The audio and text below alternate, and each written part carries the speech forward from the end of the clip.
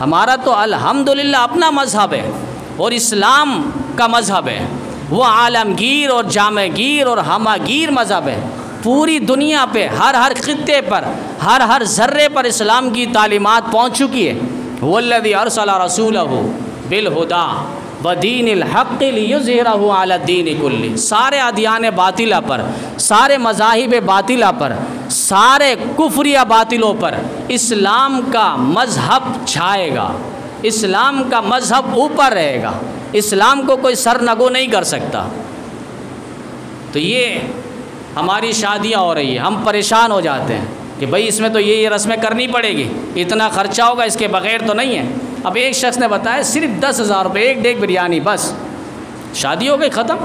حکومت وقت کا کام ہے، نہیں تو زبان سے روکے ٹوکے یہ علماء کا کام ہے، نہیں تو دل سے برا جانے یہ عوام کا کام ہے۔ اتنا تو ہم برا جان سکتے ہیں، مصنوعات کا بائیکاٹ ہو، کمپنیوں کا بائیکاٹ ہو، اور جو نہیں کر رہے ان دکانداروں کا بھی بائیکاٹ ہو کہ بھئی آپ کیوں یہ سامان بیچ رہے ہیں۔ اب جب دکانداروں کی بائیکاٹ کا اعلان ہوا اور ان پر پتھراؤ ہوا تب جا کے وہ سدھر رہے ہیں، اور اب وہ باقاعدہ جو لوگو بنا ہوا پیپسی کا وہ بھی کاٹ رہے ہیں اور اندر سے بوتلیں بھی ختم کر رہے ہیں۔ انہیں پتہ اب ان کی دکانیں نہیں رہے گی، جان اور مال کا نقصان ہے۔ وہ الگ بات ہے، شیخ الاسلام حضرت مولانا مفتی تقی صاحب نے منع فرمایا کہ اسلام میں شرعاً اس کی کوئی اجازت نہیں ہے۔ آپ احتجاج کریں، پرامن احتجاج کریں، ان کی دکان کے باہر کھڑے ہو کے احتجاج کریں، انہیں سمجھائیں، بتائیں کہ آپ اسرائیل کو اور ان کے اہلکار بنے ہوئے ان کی مدد کر رہے ہیں مالی طور پر، لہٰذا یہ سامان آپ چیزیں نہ بیچیں۔ اگر آپ بیچیں گے تو پھر اس دکان سے کسی کی بھی خریداری ہم ہونے نہیں دیں گے۔ پرامن احتجاج ہو، اور یہ شرعی طور پر، اخلاقی طور پر بھی اس کی اجازت ہے، لیکن توڑ پھوڑ کرنا، مالی اور جانی نقصان کرنا، یہ قطعاً اسلام کے اندر بھی، کسی مذہب کے اندر بھی اس کی اجازت نہیں ہے۔ ماہ مکرم شوال المکرم چل رہا ہے، اور اسی مناسبت سے گزشتہ جمعہ شوال المکرم کے مہینے میں پیش آنے والے واقعات، ان پر مختصر روشنی ڈالی گئی تھی کہ شوال المکرم میں حضرت عائشہ صدیقہ طاہرہ طیبہ حمیرہ منزہ مبرہ رضی اللہ تعالیٰ عنہا، جو امت کی ماں کہلاتی ہے، پیغمبر کی حرم، عزت، ناموس، آبرو کہلاتی ہے، ان کا اس مہینے کے اندر نکاح ہوا۔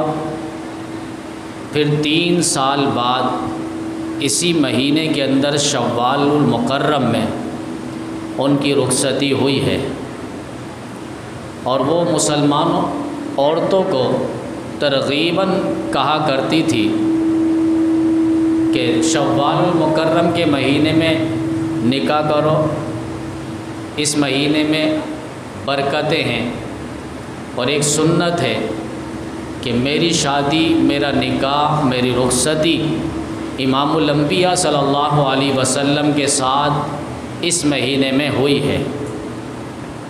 وہ ترغیباً اور شوق دلانے کے لیے اس مہینے کی اہمیت اجاگر کیا کرتی تھی۔ اللہ تعالیٰ نے اس کائنات میں سب سے پہلا جوڑا بھی میاں بیوی کا بنایا ہے۔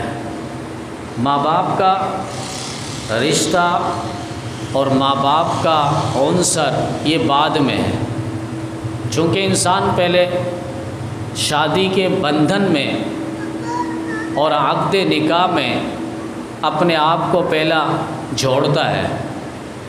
حضرت آدم علیہ السلام، حضرت حوا علیہ السلام، ان دونوں کا بھی نکاح ہوا۔ تو نکاح کے بعد جو ہے وہ پھر ماں باپ کا رشتہ اور تعلق ہوتا ہے۔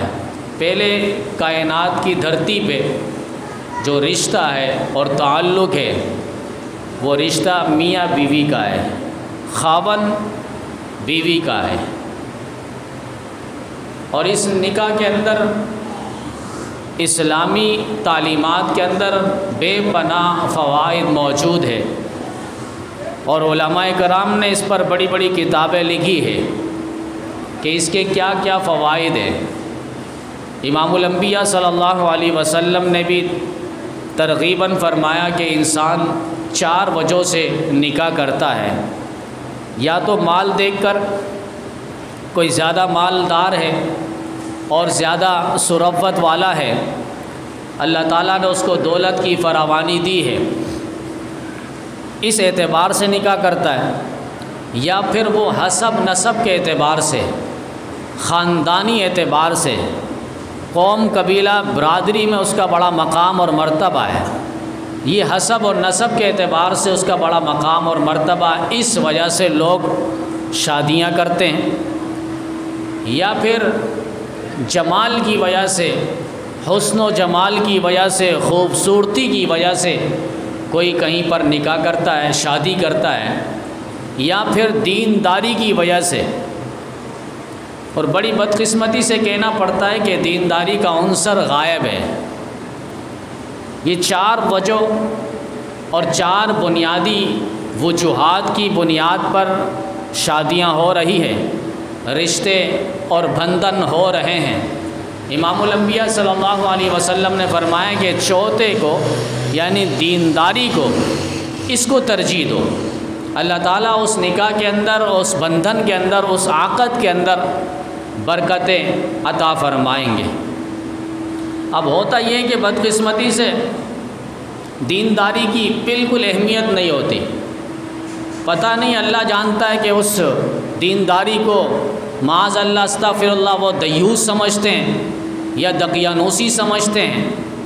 کئی مجلسوں میں بیٹھنے کا اتفاق ہوا کہ وہ لڑکا دیکھنے کے لیے گئے تو وہاں ساری چیزیں پوچھتے ہیں، نام کیا ہے، باپ کا نام کیا ہے، سب معلوم ہے، بس اس کی زبان نکلوانی ہے، کھلوانی ہے اور سننی ہے وہ کیا کہہ رہا ہے۔ آگے چل کے کام کیا کرتے ہو، خاندان کون سا ہے، گاؤں کون سا ہے، حسب اور نسب کون سا ہے، باپ کا کس خاندان سے تعلق ہے، تحصیل کیا ہے، ضلع کیا ہے، وہ ساری چیزیں پوچھتے ہیں۔ لیکن ایک چیز، دینداری، ٹھیک ہے وہ عالم نہیں ہے، ٹھیک ہے وہ حافظ قرآن نہیں ہے، لیکن نمازی تو ہونا چاہیے نا، مسلمان تو ہے، مسلمان کے ساتھ نماز کا تعلق تو ہونا چاہیے، جس طرح جسم کے ساتھ کپڑے کا تعلق ہے، جسم کے ساتھ روح کا تعلق ہے، جسم کے ساتھ کھانے کا تعلق ہے۔ کوئی جسم ایسا نہیں کہ پورا دن صبح سے لے کر رات سونے تک اس نے نہ ناشتہ کیا ہو، نہ دوپہر کا کھانا کھایا ہو، نہ رات کا کھانا کھایا ہو، جسم بے قرار ہو جاتا ہے۔ اسی طرح ہماری روح بھی بے قرار ہونی چاہیے، مضطرب ہونی چاہیے، پریشان ہونی چاہیے کہ بھئی میں نے فجر کی نماز نہیں پڑھی، میں نے ظہر کی نماز نہیں پڑھی، میں نے عصر کی نماز نہیں پڑھی، مغرب کی نہیں پڑھی، عشاء کی نہیں پڑھی، مجھے بے چینی ہونی چاہیے، میری جو روح ہے اس کو بے قرار ہونا چاہیے۔ تو وہاں دینداری کو نہیں پوچھتے کہ بھئی آپ نماز بھی پڑھتے یا نہیں۔ ہم نے کسی کو کہا کہ بھئی ان سے پوچھے نماز بھی پڑھتا ہے یا نہیں پڑھتا، تو یہ سوال انہیں عجیب لگا۔ بھئی پرسنل، یہ کون سی پرسنل بات ہے کہ یہ مجلس میں نہ ہو، یہ پرسنل تو ہے ہی نہیں، یہ تو ہماری زندگی کا مقصد ہے، ماوا ہے، ملجا ہے، سرچشمہ ہے، اس کے بغیر تو زندگی ادھوری ہے، نامکمل ہے۔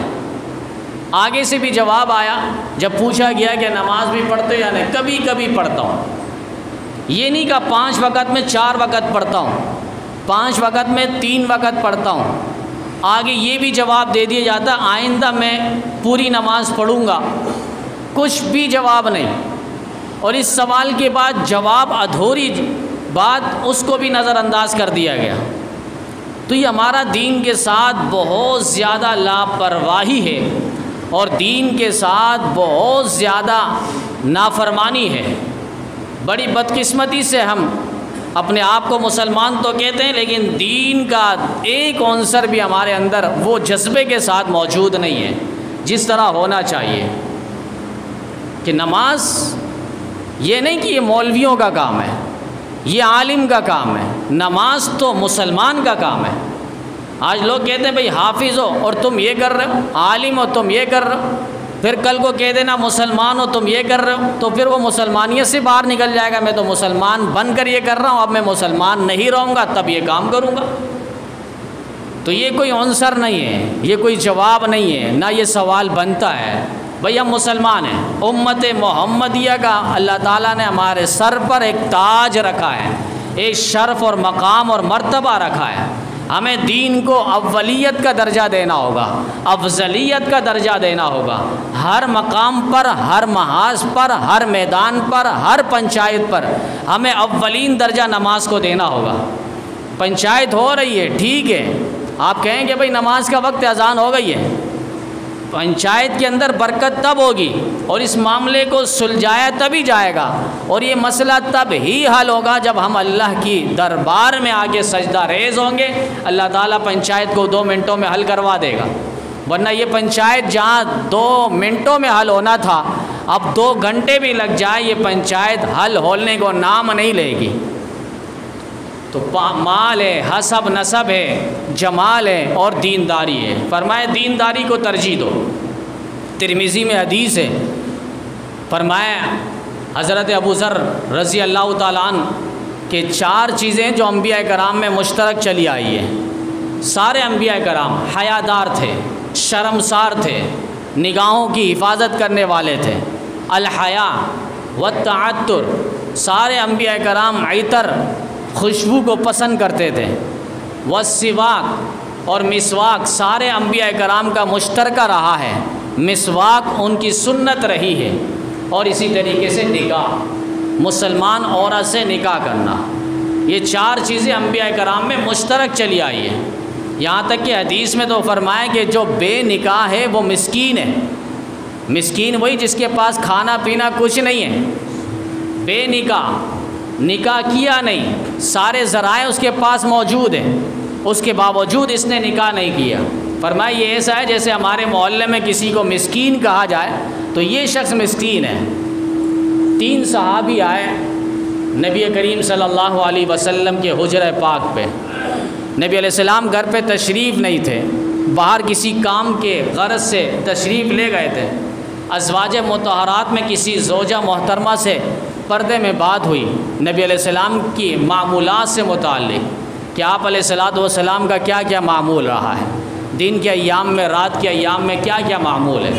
جب انہیں بتلایا گیا 3 صحابی کو، تو انہوں نے، ایک نے کہا کہ وہ تو امام الانبیاء صلی اللہ علیہ وسلم ہیں، ہم تو ان کے پائے تک بھی نہیں پہنچ سکتے، خاک اور ذرات اور مٹی کے برابر نہیں ہے، اب کرنا کیا ہے۔ ایک نے کہا کہ میں پوری رات کبھی بھی سوؤں گا نہیں، پوری رات ہمیشہ میں نماز پڑھتا رہوں گا، میں سوؤں گا نہیں۔ دوسرے نے کہا کہ میں ہمیشہ روزہ رکھوں گا، کبھی بھی میں افطار نہیں کروں گا، کبھی ایسا نہیں کہ میرا روزہ چھوڑ دوں، ایسا نہیں ہوگا، میں روزانہ روزہ رکھوں گا۔ تیسرے نے کہا کہ میں کبھی شادی نہیں کروں گا، میں بغیر شادی کے رہوں گا۔ یہ چلے گئے، زوجہ محترمہ نے ان کی باتیں سن لی تھی۔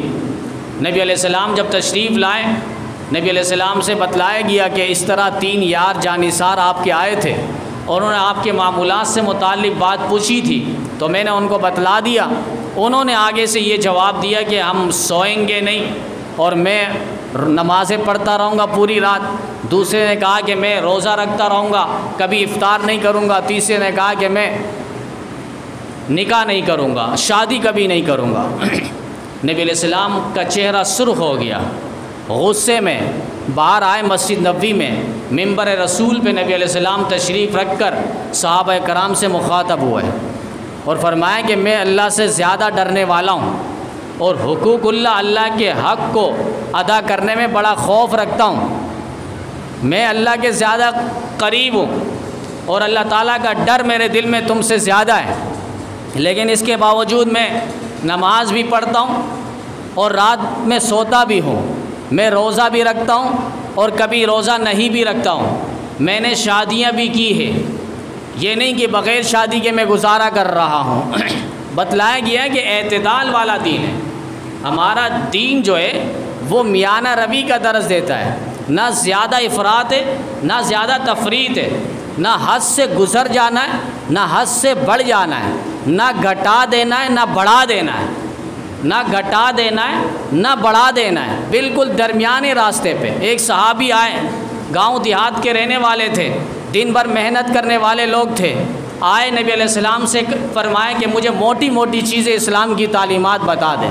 نبی علیہ السلام نے موٹی موٹی تعلیمات انہیں بتا دی۔ وہ جانے لگے، ایک جملہ انہوں نے کہا کہ لا انقص منہ ولا ازید فیہ، نہ میں اس سے کم کروں گا نہ میں اس میں زیادہ کروں گا، جتنا آپ نے بتا دیا بس اسی پر میں عمل کروں گا۔ نبی علیہ السلام خوش ہوئے، صحابہ کرام سے فرمایا کہ جسے جنتی شخص کو دیکھنا ہے اس شخص کو دیکھ لے۔ کمی کرنا یہ الحاد کا کام ہے، اور بدعت زیادہ کرنا یہ بدعت کا کام ہے۔ بدعات دین میں نئی چیزیں نکالنا، آپ کو کہا جائے گا بھئی کیا ہوا، ہم نے دین میں نئی چیز نکالی ہے، کوئی گناہ تو نہیں کیا، ہم نے کوئی حرام کام تو نہیں کیا، کیا حرج ہے، کیا اس میں ناجائز کی بات ہے، ہم نے درود پاک ہی تو پڑھا اذان سے پہلے، ہم نے کسی کو گالی تو نہیں دی۔ پھر اسی طریقے سے مختلف اذان، قبرستان پہ میت کو دفنانے کے بعد وہ اذان دینے کھڑے ہو گئے، اب آپ اس کو روکیں گے بھئی اذان کیوں، کہا ہم کوئی گالی تو نہیں دے رہے، ہم نے تو میت کو لٹایا، اذان دے رہے ہیں، تو گناہ کا کام تو نہیں ہے۔ اس طرح آپ کو فلسفہ سکھائیں گے۔ یہی ہے بدعات جو نبی علیہ السلام نے نہیں بتلایا اور صحابہ کرام نے نہیں کیا۔ آج کے لوگ اسے دین سمجھ کر، نیکی سمجھ کر، ثواب سمجھ کر آگے کریں، اسی کا نام بدعت ہے۔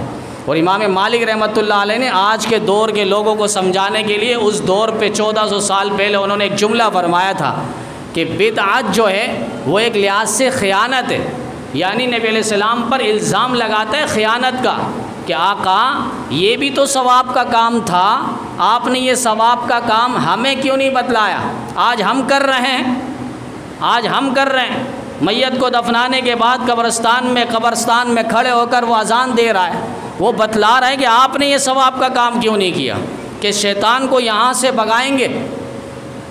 عجیب فلسفہ پیش کرتے ہیں کہ بھئی میت کو دفنایا، اذان اس لیے دے رہے ہیں تاکہ یہاں سے شیطان کو بھگائیں۔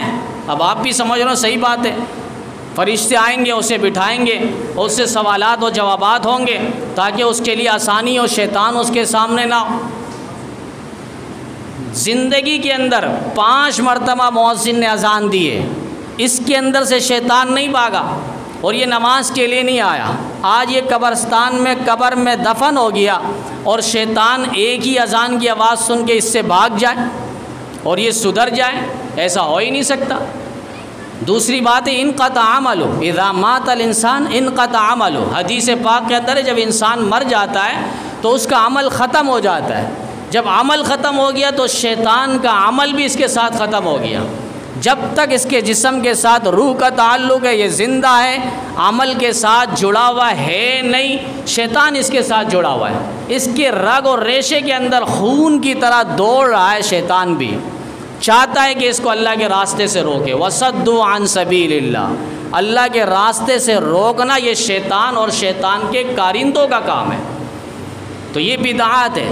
امام مالک رحمۃ اللہ علیہ فرمانے لگے کہ وہ شخص بدعاتی شخص یہ بتا رہا ہوتا ہے کہ معاذ اللہ نبی علیہ السلام نے اپنی رسالت میں، اپنی پیغمبری میں، اپنے پیغام، کاس، دستور اور منشور، دعوت اور تبلیغ کے کام میں معاذ اللہ اس نے خیانت کی ہے نبی علیہ السلام نے۔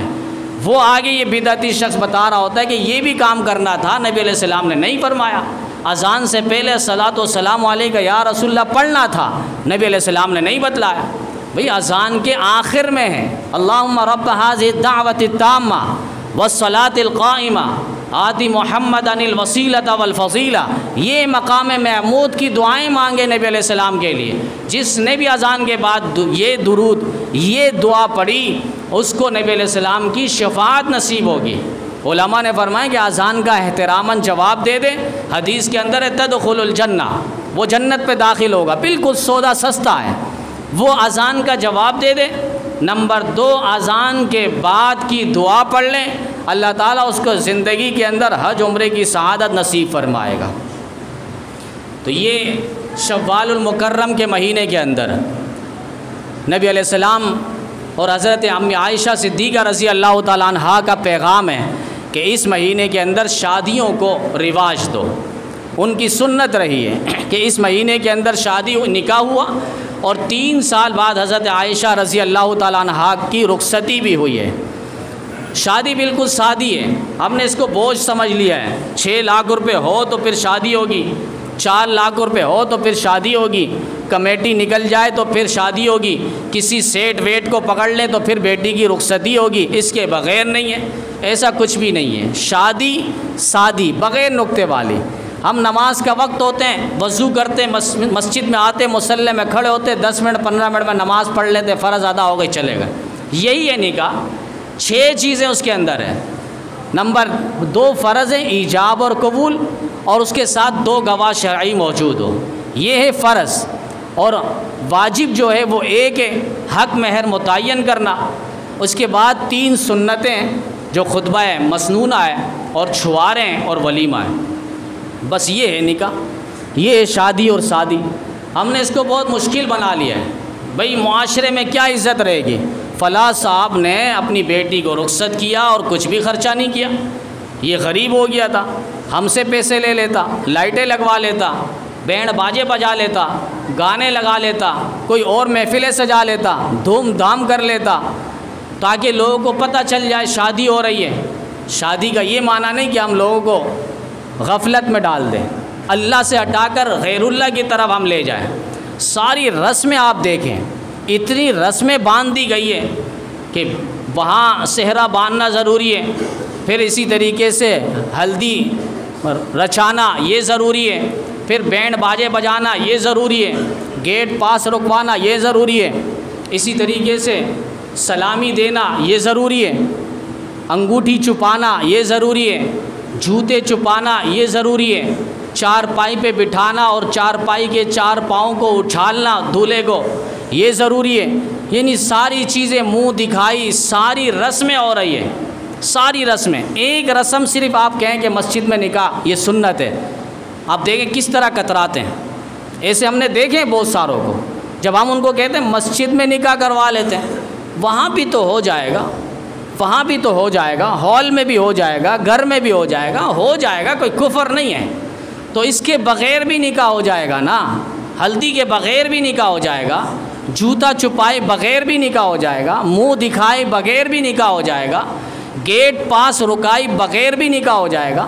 یہ ساری رسمیں اور سارے کلچر ہم نے ہندوؤں سے لیے۔ اب ہم ہندو تو نہیں ہیں، ہمارا تو الحمدللہ اپنا مذہب ہے اور اسلام کا مذہب ہے، وہ عالمگیر اور جامگیر اور ہماگیر مذہب ہے۔ پوری دنیا پہ ہر خطے پر، ہر ذرے پر اسلام کی تعلیمات پہنچ چکی ہے۔ والذی ارسل رسولہ بالہدی ودین الحق لیظہرہ علی الدین کلہ۔ سارے ادیان باطلہ پر، سارے مذاہب باطلہ پر، سارے کفریہ باطلوں پر اسلام کا مذہب چھائے گا، اسلام کا مذہب اوپر رہے گا، اسلام کو کوئی سرنگو نہیں کر سکتا۔ تو یہ ہماری شادیاں ہو رہی ہیں، ہم پریشان ہو جاتے ہیں کہ بھائی اس میں تو یہ رسمیں کرنی پڑے گی، اتنا خرچہ ہوگا، اس کے بغیر تو نہیں ہے۔ اب ایک شخص نے بتایا صرف 10,000 روپے، ایک ڈیگ بریانی، بس شادی ہو گئی ختم۔ آپ 10 کھانے کھلا دیں، پھر بھی آپ دیکھنا 10 دن بعد آپ کے رشتہ دار آپ کی ٹانگیں کھینچیں گے، مجھے نہیں بلایا۔ کھانا یہ ہوتا ہے، فلاں کو نہیں بلایا، ہمیں عزت نہیں دی، ہمیں پوچھا نہیں، ہمیں سلام تک نہیں کیا، اتنی اکڑ آ گئی، اتنا غرور اس کے اندر آ گیا۔ یہ ساری باتیں ہوتی رہتی ہیں۔ تو کرو اپنی، سنو سب کی، کرو اپنی۔ 2 کان اسی لیے دیے گئے، ایک سے سنیں دوسرے سے نکال دیں۔ کسی کے بولنے سے کوئی آپ کو فرق نہیں ہوگا۔ آپ اپنا خرچہ بچائیں اور بیٹی کو اور بیٹے کو صحیح اسلامی نہج پر ان کو رخصت کریں۔ اب تو بڑے مزے سے قرآن پاک کو ڈھونڈا جاتا ہے کہ بھئی سایہ کر کے بیٹی کو رخصت کریں گے۔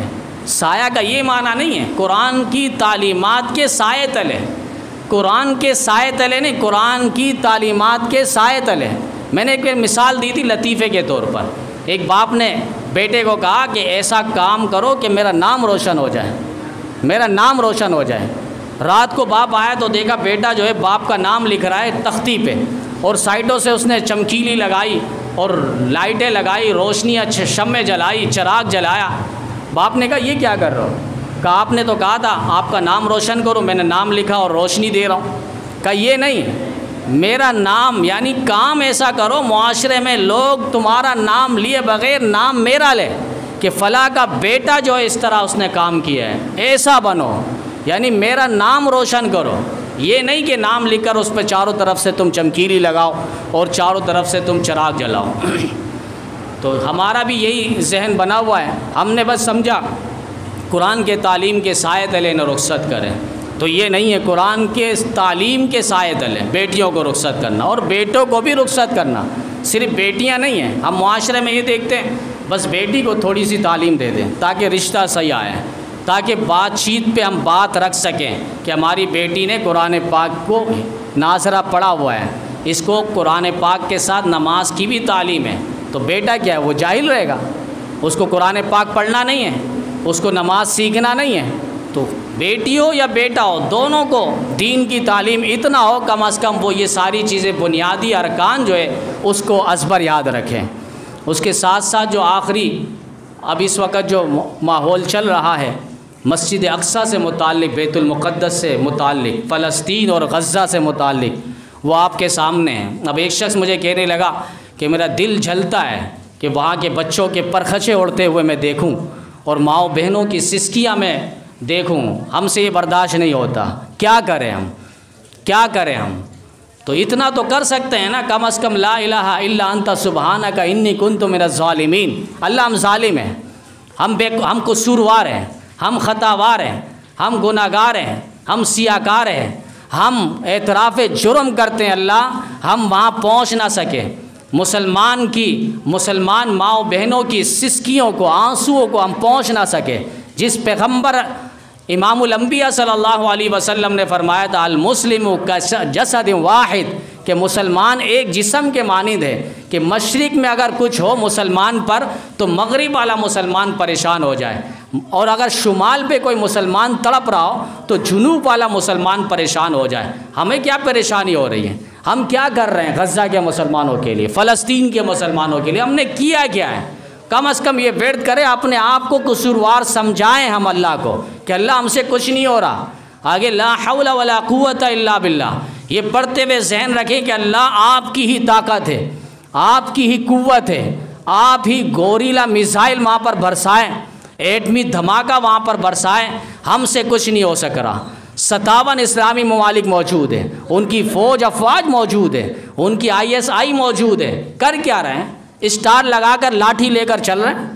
زبان سے کچھ نہیں ہوگا، ٹھیک ہے ایک زبان کی بھی بول دو نا، اتنا ہجڑے کیوں بنے ہوئے ہو؟ خواجہ سرا کیوں بنے ہو؟ اتنا کیوں ڈر رہے ہو؟ وہ صحابی رسول کی جرت تو دیکھو جس کے بارے میں اکثر کہا کرتا ہوں، حضرت ابو ایوب انصاری رضی اللہ تعالیٰ عنہ، وہ نبی کے وہ مہمان نواز صحابی جس نے مدینہ طیبہ میں نبی علیہ السلام کو گھر دیا رہائش کے لیے، قیام پذیری کے لیے، وہ آخری وقت میں جب جا رہے تھے دین اسلام کی تبلیغ کے لیے، جہاد کے لیے، تو قسطنطنیہ کے ساحل سے جب گزر رہے تھے تو وہاں کے امیر لشکر کو کہا اگر میں اس راستے پہ جاتے ہوئے مارا جاؤں تو مجھے ساتھ لے کر چلنا، میری لاش کو آگے لے کر کسی ساحل کے کنارے پر دفنانا، ادھر نہیں دفنانا جہاں میری موت ہو جائے، کہا چند قدم لے کے چلنا تاکہ میں اللہ کو کہہ سکوں اللہ جسم تھا، روح تھی، تیرے راستے پہ چل رہی تھی، لیکن جب روح نکل گئی تب بھی یہ جسم لاش بننے کی صورت میں، میت بننے کی صورت میں تیرے راستے پہ چل رہی تھی، اللہ کو یہ کہہ سکوں۔ جب ان کو مقام پہ دفنا دیا گیا، یورپ اور عیسائی کے پادریوں نے کہا کہ اپنے مسلمان کی لاش یہاں سے اٹھاؤ ورنہ پھر ہم اس کی بے حرمتی کریں گے۔ امیر لشکر نے ایک جواب دیا، کر کے تو دیکھو، اس ایک لاش کی تم کچھ بے حرمتی کرنے کا سوچ کر تو دیکھو، پھر پوری دنیا سے تمہاری پادریوں کی قبروں کو ہم کھودیں گے، اکھاڑیں گے، جلائیں گے اور ان کو فضاؤں میں، ہواؤں میں، سمندروں میں، دریاؤں میں بہا دیں گے۔ بس یہ ایک جرت کا پیغام تھا۔ یورپ پادری کہنے لگا ہم مذاق کر رہے تھے، کاش اسلامی ممالک کے 57 اسلامی ممالک ایک تو پیغام دینا، یہ ہجڑے بن کے کیوں بیٹھے ہوئے؟ ان کے پاس افواج موجود ہے، کر کیوں نہیں رہے؟ یہاں سے کسی کو بھیج بھی نہیں رہے۔ بھیجے اگر جو جانے والے انہیں تو بھیجے نا، اور وہ بھی ایسے ہجڑے بن کے فضائی حملہ کر رہے ہیں. آؤ نا زمینی حملہ کریں نا. اگر باپ کے ہو اور ایک باپ کے ہو تو زمینی لڑو نا. وہ اسرائیل جو امریکہ کا ناجائز اولاد ہے اور ناجائز بچہ ہے، یہ میں نہیں، بانی پاکستان قائد اعظم محمد علی جناح رحمۃ اللہ علیہ نے خود فرمایا تھا کہ اسرائیل جو ہے وہ امریکہ کا ناجائز بچہ ہے اور اس کی گود میں پل رہا ہے. کسی نے کہا ہے، بہت اچھی بات کی ہے کہ امریکی سفیر کو یہاں سے ملک بدر کیا جائے، لیکن یہ بہت مشکل ہے. پاکستان سے امریکی سفیر کو کون ملک بدر کرے گا؟ اسرائیلی سفیر تو ہے نہیں، لیکن امریکی سفیر کو اگر ملک بدر کرے گا تو ہمارا ملک تو چلے گا نہیں.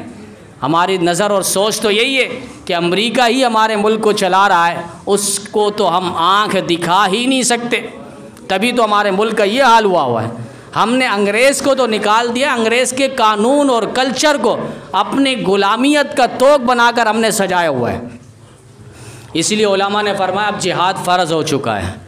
55,000 مسلمان خاک و خون پہ تڑپا چکے ہیں. اب جہاد فرض ہو چکا ہے. اسلامی حکمرانوں کو ان پر بھی جہاد فرض ہو چکا ہے. اب اقدامی جہاد وہاں پر ہو چکا ہے کہ اسرائیل پر جس طریقے سے بھی ہو یلغار کرے، جس طریقے سے بھی ہو. ہمارے مسلمان سدھر نہیں رہے. ان کو ایک پیپسی کی بوتل عزیز ہے، وہاں کی چیزیں مصنوعات عزیز ہے. وہ تو ابھی بائیکاٹ نظر آ رہا ہے. وہ بائیکاٹ کس طریقے سے؟ احتجاج کی وجہ سے. اور احتجاج کس طور پر؟ جب ان پر پتھراؤ کیا، ان کی دکانیں توڑی گئی، ان کے شیشے توڑے گئے، تب وہ لاتوں کے بت باتوں سے نہیں مانتے نا. جب انہیں کہا گیا بھئی آپ اسرائیلی پروڈکٹس کو استعمال نہ کریں، مصنوعات کو استعمال نہ کریں، آگے سے مسلمان بھی جواب دے رہا ہوتا ہے کہ بھئی یہ وہ تھوڑی بنا رہے ہیں، یہاں پاکستانی کمپنیاں بنا رہی ہیں. بھئی یہاں تو بنا رہے ہیں، پروفٹ ان کو مل رہا ہے. بات کیوں نہیں سمجھ آ رہی؟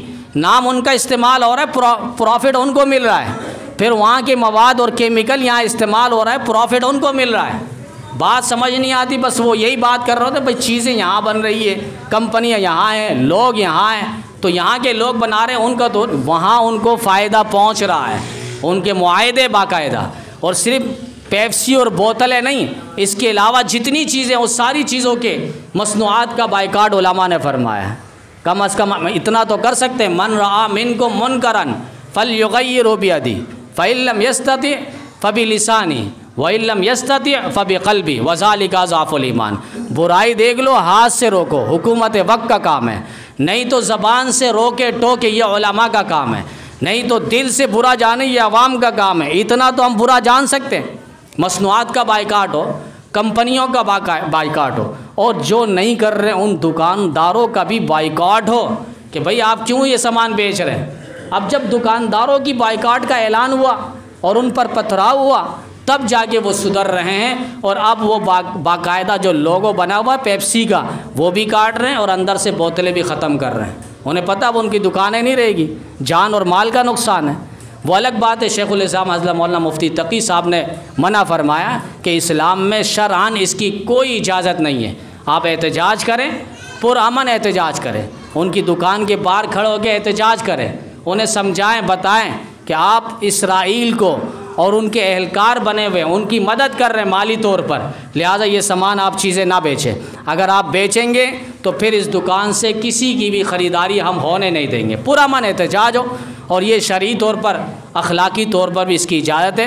لیکن توڑ پھوڑ کرنا، مالی اور جانی نقصان کرنا، یہ قطعاً اسلام کے اندر بھی، کسی مذہب کے اندر بھی اس کی اجازت نہیں ہے. تو ضرورت اس بات کی ہے کہ ہم دعا تو بہت ہو گئی ہے، دعا کرتے رہیں. دوا اب کی ضرورت ہے، دوا کی ضرورت ہے. اب کم از کم ہم دعا کریں نہ کریں، لیکن معاشی اور معیشت کے اعتبار سے ان کو کمزور کریں. جس دکان کے اندر بھی اسرائیل کی مصنوعات موجود ہیں، آپ اس دکانداروں کا بھی بائیکاٹ کریں. جو کرتے ہیں وہ ہاتھ اٹھا کر بتائیں، جو کریں گے وہ ہاتھ اٹھا کر بتائیں. آج سے یہ تہیہ کر لیں. ہم تو ہال میں جاتے پریشان ہیں، ایک گھونٹ گلاس کے لیے موت تو نہیں آ جائے گی. وہاں بولتے پی لیا تو کیا ہوا. بھئی آپ پانی پی لیں اس کی جگہ. نہیں پیے ہیں. یہ جو پی رہے ہیں یہ مسلمان کے خون کو پی رہے ہیں. ہم ماؤں بہنوں کی خون کو ہم پی رہے ہیں. ایک تصور تو کرے، ملیر میں ایک کا بیٹا گٹر میں گر کے مر گیا، باپ پاگل ہو گیا. میں اس کی محبت دیکھ رہا تھا، وہ جنون کے حد پہ تھا۔